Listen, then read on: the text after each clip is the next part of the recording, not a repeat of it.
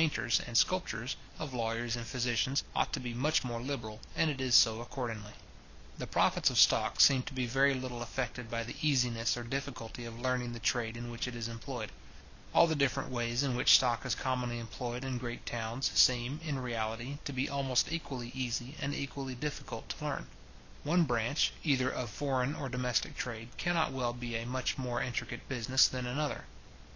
Thirdly, the wages of labour in different occupations vary with the constancy or inconstancy of employment. Employment is much more constant in some trades than in others. In the greater part of manufactures, a journeyman may be pretty sure of employment almost every day in the year that he is able to work. A mason or bricklayer, on the contrary, can work neither in hard frost nor in foul weather, and his employment at all other times depends upon the occasional calls of his customers. He is liable, in consequence, to be frequently without any. What he earns, therefore, while he is employed, must not only maintain him while he is idle, but make him some compensation for those anxious and desponding moments which the thought of so precarious a situation must sometimes occasion. Where the computed earnings of the greater part of manufacturers, accordingly, are nearly upon a level with the day wages of common labourers, those of masons and bricklayers are generally from one half more to double those wages. Where common labourers earn 4 or 5 shillings a week, masons and bricklayers frequently earn 7 and 8. Where the former earn 6, the latter often earn 9 and 10. And where the former earn 9 and 10, as in London, the latter commonly earn 15 and 18. No species of skilled labour, however, seems more easy to learn than that of masons and bricklayers.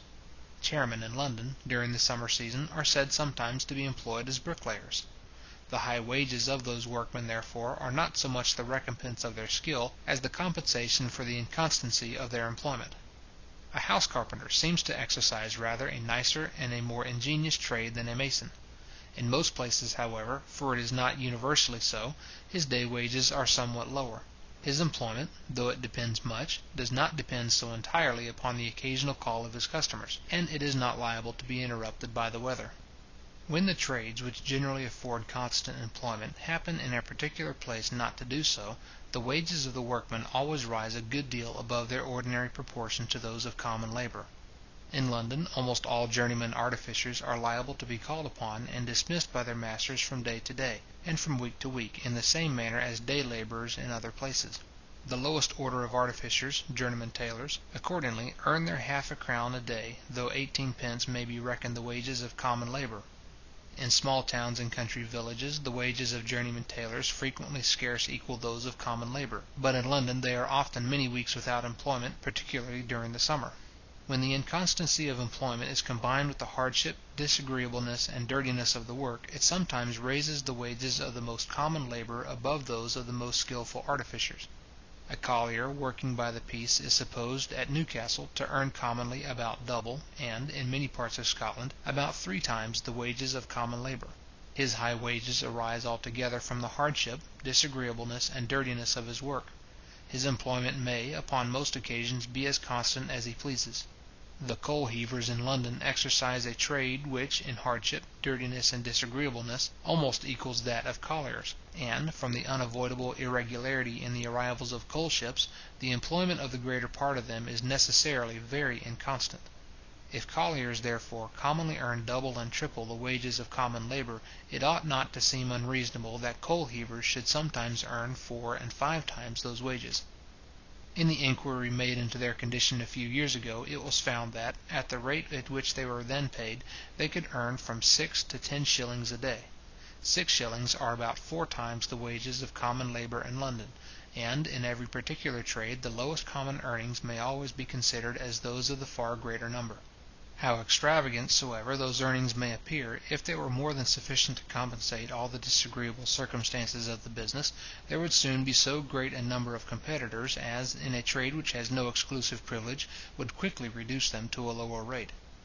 The constancy or inconstancy of employment cannot affect the ordinary profits of stock in any particular trade. Whether the stock is or is not constantly employed depends not upon the trade, but the trader. Fourthly, the wages of labour vary accordingly to the small or great trust which must be reposed in the workmen. The wages of goldsmiths and jewellers are everywhere superior to those of many other workmen, not only of equal, but of much superior ingenuity, on account of the precious materials with which they are entrusted. We trust our health to the physician, our fortune, and sometimes our life and reputation, to the lawyer and attorney.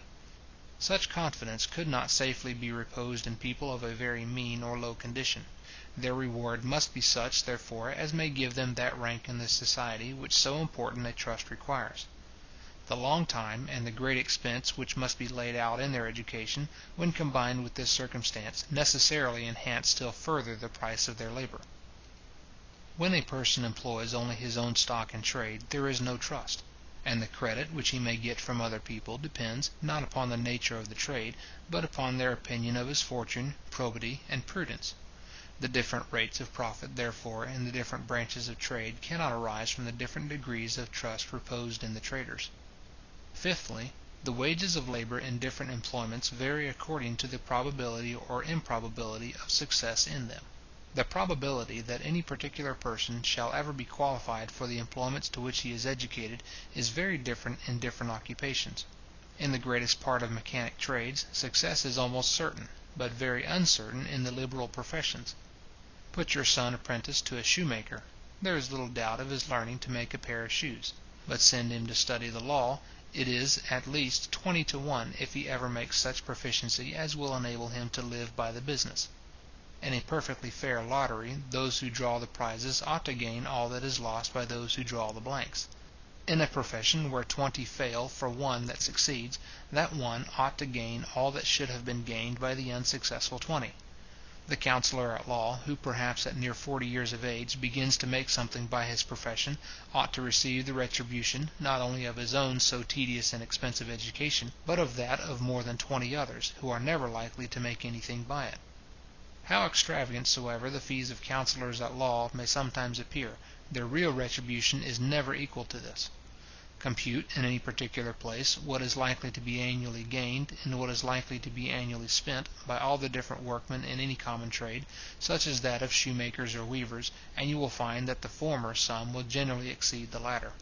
But make the same computation with regard to all the counsellors and students of law, in all the different inns of court, and you will find that their annual gains bear but a very small proportion to their annual expense, even though you rate the former as a high, and the latter as low, as can well be done.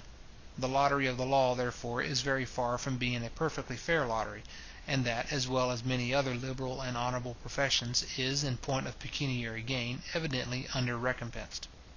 Those professions keep their level, however, with other occupations, and, notwithstanding these discouragements, all the most generous and liberal spirits are eager to crowd into them. Two different causes contribute to recommend them. First, the desire of the reputation